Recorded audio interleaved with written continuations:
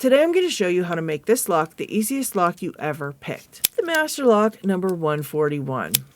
This cute little pink lock looks like it wouldn't be any trouble at all to pick, right? It might look like an easy little lock to pick, and for the most part, it is. It's one of the first locks that we pick when we start into lock picking, and it's pretty straightforward to pick most of the time.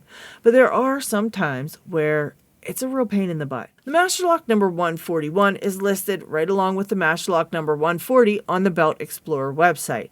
They are both listed at yellow belt, and when I first looked at them, I'm wondering how could that be? The Master Lock number 140 is a brass body version of this lock with all spool pins, and the Master Lock number 141 is this cheap plastic, and it has only standard pins. So how could they both be listed as the same kind of difficulty level and the same belt ranking? After picking through a few of them, I figured out exactly why that is. Okay. Some of you may have heard me say before that the bitting of the key does not matter unless it does. And in the case of the Master Lock number 141, I think that it actually might matter this time. Now, some of you are brand new and you're probably wondering, what the hell is the bitting? Okay. It's actually just the cutouts of the key, and those cutouts, when you push the key into the lock, are what actually move those pins inside up to a certain height in order for the core to turn and for your lock to open. So the bitting of the key is basically going to correspond with the size of the key pins inside of your lock.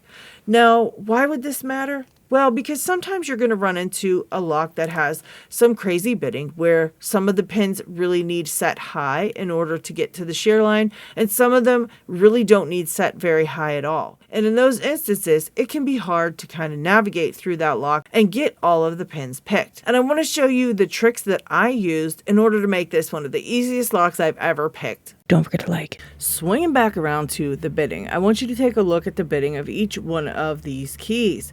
Now, every single one of these has some kind of extreme bitting in one way or another. There's a very low set pins in the front of every single one of these. And it makes me wonder if most of these locks are bitted like this, you know, where they have a very low set first or second pin and kind of high set 3 and 4s, because that does make it difficult to pick when you've got a low set pin in front of a high set pin.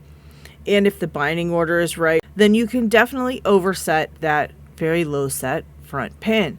You can do that just by having the tensioner in the bottom of the keyway and, you know, using your pick to pick through the lock. And I'm going to show you exactly what I mean as I pick through each one of these. And we're going to try to overcome each one of the issues that I face with each one of these locks. It's going to be a bit of a long video, but for you guys that are picking these for the first time, I hope that this will help you to make sure you can open any Master 141 that you should come across. So let's just throw one up in the vise and see what happens. First things first, I've got this one here. Now, if you take a look at the bitting, that first pin is kind of low set and the second pin's high. 3 and 4 are kind of medium. All right. Now, sometimes you won't have the key. You won't even have the key to look at. So you're going to have to try out all of these things just to see if, you know, if you're having problems with one technique, you're going to have to just try another and hope for the best. All right. So let's throw it up in the vise, see what we can see. So I'm going to start off with bottom of keyway tension because that's usually what you guys are going to start off with. And for that, I'm going to be using this Z-bar and I'm going to use the long end right here. And I'm going to place it right into the bottom of the keyway. Now, mind you, when I say bottom of the keyway, this is if the pins are pointing downward. So if the pins are pointing that way, then this will be the bottom of the keyway. So I'm going to put the tensioner in there. And for tensioning this, you're just going to turn the core until it stops and then just hold it there. Now, if you take a look at the core, it doesn't move very far. All right. And you don't need a lot of pressure. You don't need a lot of pressure. You just want to hold it in place. You might need a little more as you're going through or a little less, but that's a whole nother video in and of itself. For right now, we're just going to hold it right about here and see what happens. Alright, so I'm just going to go in here and see about this first pin, and it seems kind of springy. And as you can see, I'm kind of having to go down under the pins in this because of not having a lot of room in there with that bottom of keyway tensioner. Alright, third pin. Still nothing. Alright, I got to click out of the fourth, and I got a little bit of feedback in my tensioner. It kind of moved a bit. So I'm going to assume that pin is set and kind of come back towards the front and see about any of these other pins. All right, I got another one and the tensioner moved again, and the first one I bumped and the tensioner moved again and it opened. All right, so look, it's not going to be this easy every time. All right, this was more like pretty much good luck. Okay, this was pretty much good luck that opened this one. So let's move on to the next one. All right, back to bottom of the keyway and our standard hook. And again, we're going to have to kind of scoop underneath that first pin to get started in the lock. And nothing on the first one. Nothing on the second. Nothing on the third. And maybe... Nope. Pretty much nothing on the fourth either. Yeah, I'm really getting nothing on any of these pins. All right.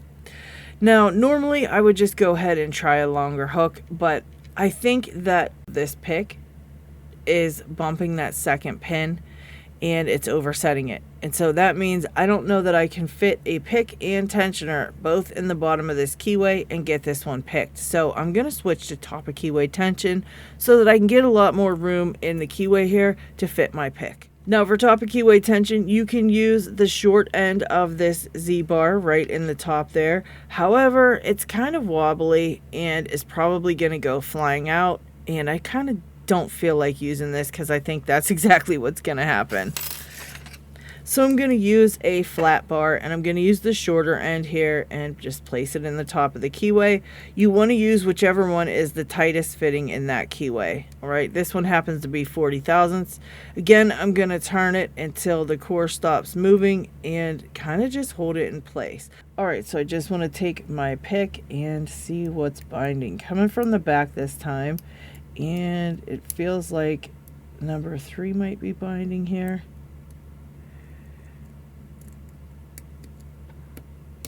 All right, got a click. Number 2. Got a click. All right, and we're open. And I think I kind of just bumped into pin 1 when I was picking pin 2, and so this one opened. All right, so we were able to get this one with top of keyway tension and just a standard hook. Even though the bitting looks like we would probably need a longer hook to set these pins, I was able to get it with this shorter hook because I used top of keyway tension and I had a lot of space in there. On to the next. We're going to switch back to bottom of keyway tension. All right, and with the bitting of this key, I think I'm going to try my longer hook because that very second pin there just is kind of low, and that third pin being so high, I think I'm going to have some trouble getting to it, you know, with just a standard hook. So I'm just going to try the longer hook and see what happens. And again, I'm just switching back to bottom of keyway tension. Again, just going to turn that core till it stops and then kind of hold it there. All right. Now, again, I'm going to have to do a kind of scooping motion to get in here and get at these pins. I think number 3 is binding. Okay, got a nice click. Number 2. I might have overset that one. Coming out to number 1. Yeah, everything's now springy. So I think I overset that pin. So what I'm going to do is gently let off the tension, and I heard something drop, so I think I dropped that overset pin. All right, got to click on 4.